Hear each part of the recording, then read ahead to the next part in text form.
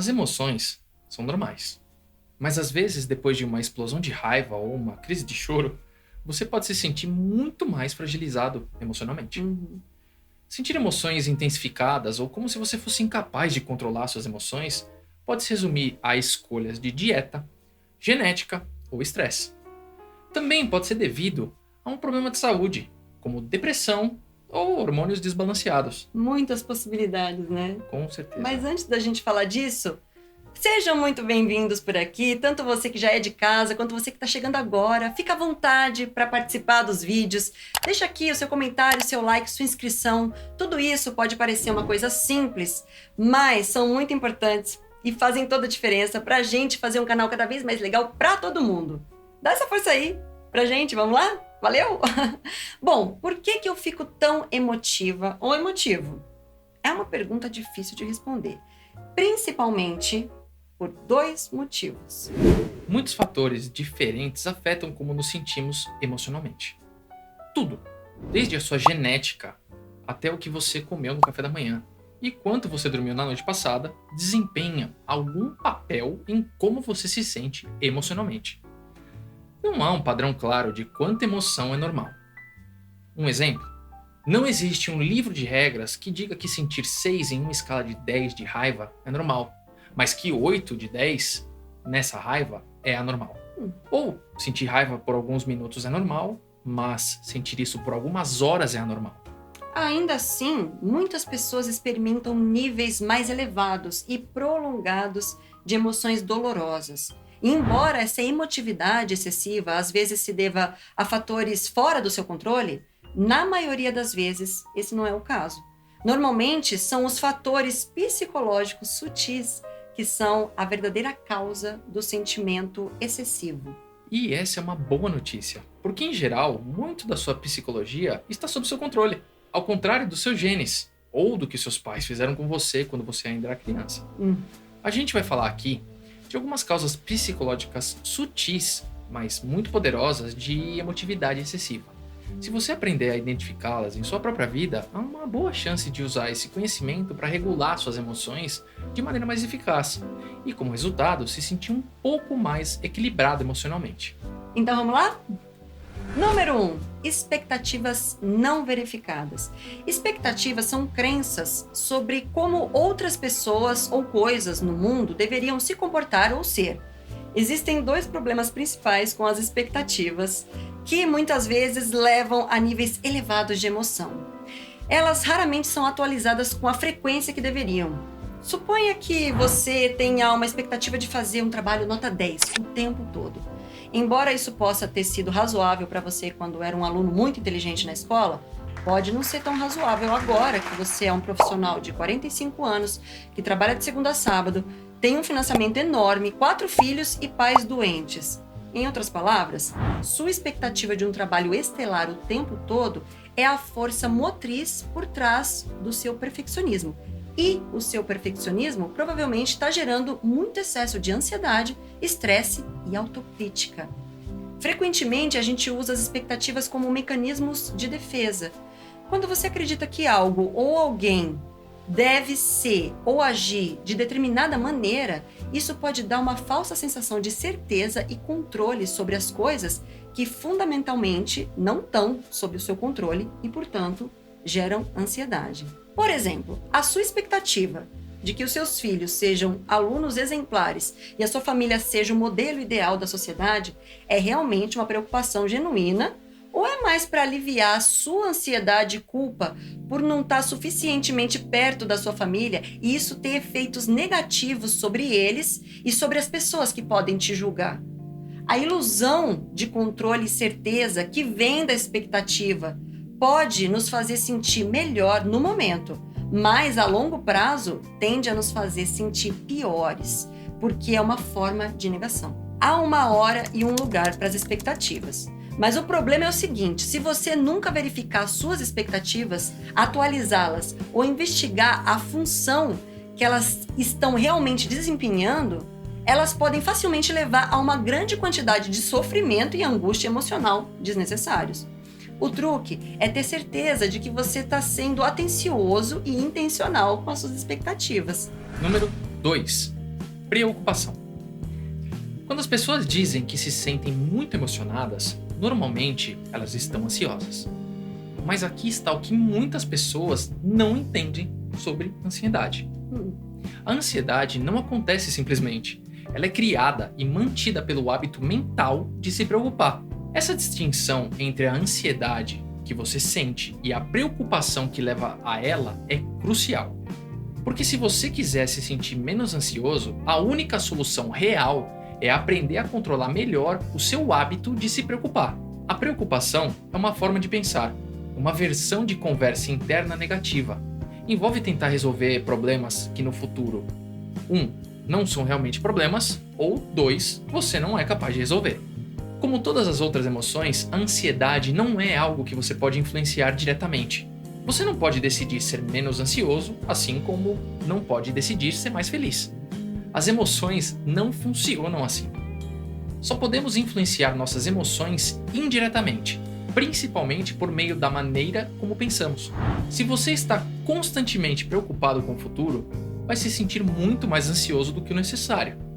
Por outro lado, se você puder reduzir o seu hábito de se preocupar pelo menos um pouco, vai tirar uma grande parte dos seus sentimentos excessivos de ansiedade. Se você costuma se sentir ansioso demais, é porque está se preocupando demais.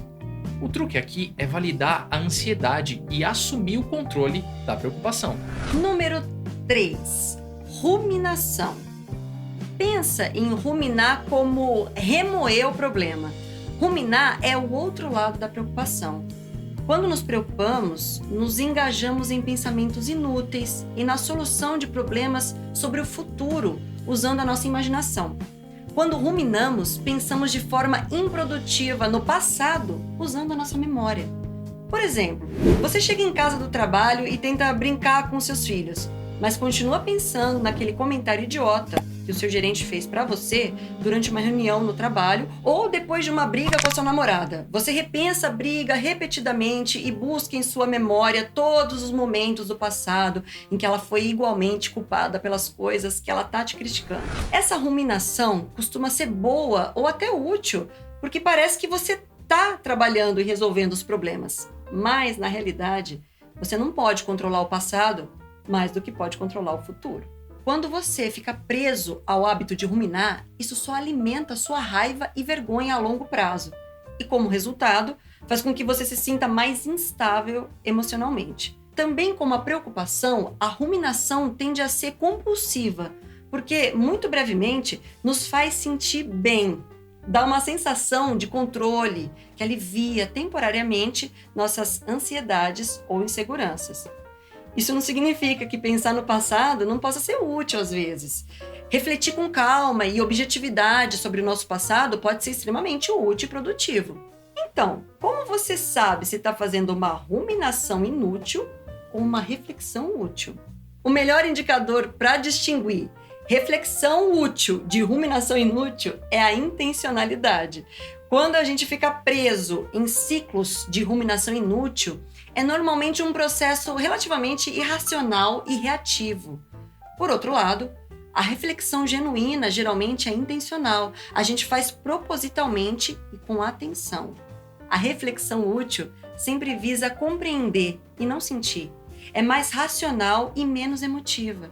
Então, pergunte a si mesmo: eu estou remoendo o passado para realmente entender algo melhor? Ou eu estou fazendo isso para me sentir melhor ou para evitar lidar com alguma realidade ou situação desagradável? Número 4. Esperando por motivação. A maioria das pessoas vê a motivação como combustível.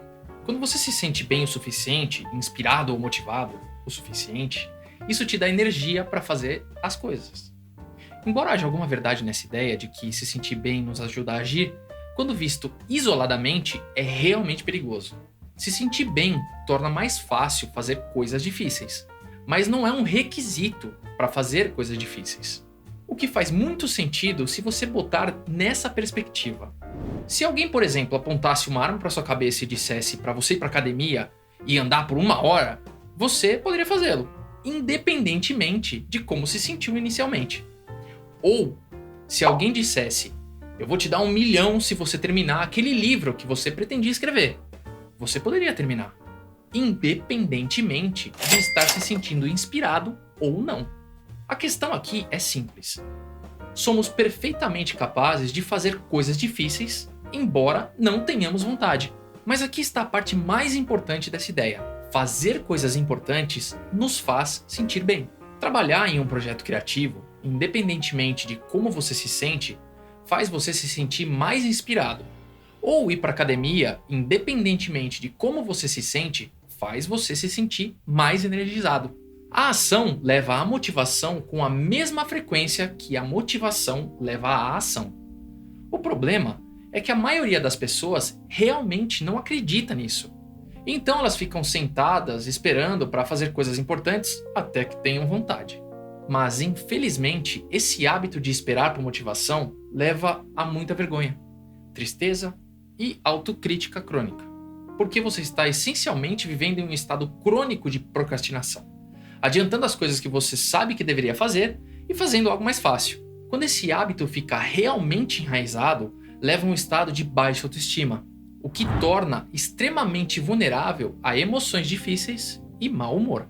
Por outro lado, quando você para de esperar pela motivação e aprende a ter a sua própria ação, independentemente de como se sente, você se protege dos efeitos do estresse e das emoções dolorosas. Número 5. Comunicação passiva. A comunicação passiva é uma tendência a ignorar os seus próprios desejos e necessidades e seguir o fluxo dos desejos de outras pessoas para evitar conflitos. Por exemplo, o seu mozão sugere ir ao cinema. Você pensa, seria bom ir jantar em vez disso, né? Para que a gente possa realmente conversar, tal e coisa e tal. Mas então você pensa, ele sempre reclama de restaurantes chiques e de como eles são caros. Melhor ver o filme mesmo, né? Nesse ponto, você acaba respondendo, claro, meu amor. Obviamente, adiar o que você quer e fazer o que a outra pessoa quer não necessariamente é uma coisa ruim. Na verdade, para que qualquer relacionamento funcione de maneira saudável, a gente precisa ser capaz de fazer concessões às vezes, não é? Mas muitas pessoas adquiriram o hábito de sempre comprometer o que desejam e sempre transferir as suas necessidades para os outros. E para os relacionamentos mais significativos em nossas vidas, isso é tão prejudicial quanto nunca se comprometer. O motivo é que isso leva ao ressentimento e à ansiedade crônicos. E quando você está cronicamente ressentido com as pessoas e ao mesmo tempo ansioso, é muito difícil manter uma vida emocional equilibrada. E quando você está cheio de conflito interno, suas emoções vão parecer extremas. Se você deseja cultivar a verdadeira paz e estabilidade emocional, deve aprender a ser assertivo. Você deve aprender a expressar seus desejos e necessidades com clareza e honestidade. Número 6. Valores pouco claros. Fala uma coisa, você consegue responder a essa pergunta honestamente? Quanto tempo você gasta fazendo coisas que realmente deseja fazer? Se a gente for honesto com nós mesmos, eu acho que provavelmente é um tempo muito menor do que gostaríamos de admitir. Claro, há muitos privilégios envolvidos nessa ideia. Muitas pessoas, por pura necessidade, têm que gastar quase todo o tempo fazendo coisas que não desejam fazer. Dito isso, é muito estranho ver que algumas pessoas realmente tenham a liberdade de passar o tempo fazendo coisas das quais realmente se importam, nas quais acreditam e pelas quais são apaixonadas e ainda assim não fazem. E como resultado, vivem nesse estado de constante vergonha de si mesmos. Essa sensação de sentir que não estamos gastando o nosso tempo com sabedoria é uma grande vulnerabilidade para nos sentirmos excessivamente emotivos. Pensa nisso. Se você já está se sentindo mal consigo mesmo, por perder tempo, procrastinar ou se entregar a objetivos superficiais ao invés de objetivos genuínos, até mesmo pequenos contratempos vão te afetar com muito mais força. Parte dessa procrastinação crônica é resultado do problema de espera pela motivação, mas existe uma razão mais profunda pela qual vivemos nesse estado de autodecepção em que temos uma lista de coisas que deveríamos estar fazendo ou trabalhando e ainda nos encontramos perdendo tempo com coisas que realmente não importam para nós. não sabemos realmente quais são os nossos valores. Bom, quer dizer, a gente meio que sabe, né? A gente conhece vagamente os nossos valores e o que a gente quer para nós. Como, por exemplo, você sabe que deseja entrar em forma e ser saudável. Você sabe que deseja passar mais tempo de qualidade com a sua família. Você sabe que quer ser mais criativo. Você sabe que quer viajar mais. O problema é que todas essas ideias são incrivelmente vagas e não específicas. E essa falta de especificidade torna extremamente difícil avançar em qualquer uma delas e obter os benefícios emocionais de fazer. Se você pensar nas pessoas mais resilientes emocionalmente que você conhece, aposto que a maioria delas tem isso em comum. Elas têm objetivos e valores específicos e bem claros e fazem um progresso constante em direção a eles. Porque quando gastamos nosso tempo e energia fazendo coisas que realmente importam para nós, as coisas que realmente valorizamos, é como uma super injeção de estabilidade emocional e energia. Mas o truque para chegar lá, o truque para superar o obstáculo da procrastinação é deixar bem claro os seus valores. Então, não fica satisfeito com valores vagos. Passa algum tempo realmente tentando conhecer os seus valores de maneira clara e concreta. Fazendo isso, você vai ver que é capaz de fazer um progresso muito melhor em direção a eles. E como resultado, ser mais confiante e emocionalmente estável. Só para bater aquele resuminho, se você frequentemente se sente mais emotivo do que acha que deveria, há uma boa chance de um ou mais desses hábitos serem uma causa significativa. Recapitulando, expectativas não verificadas, preocupação, ruminação, esperando por motivação, comunicação passiva e valores pouco claros.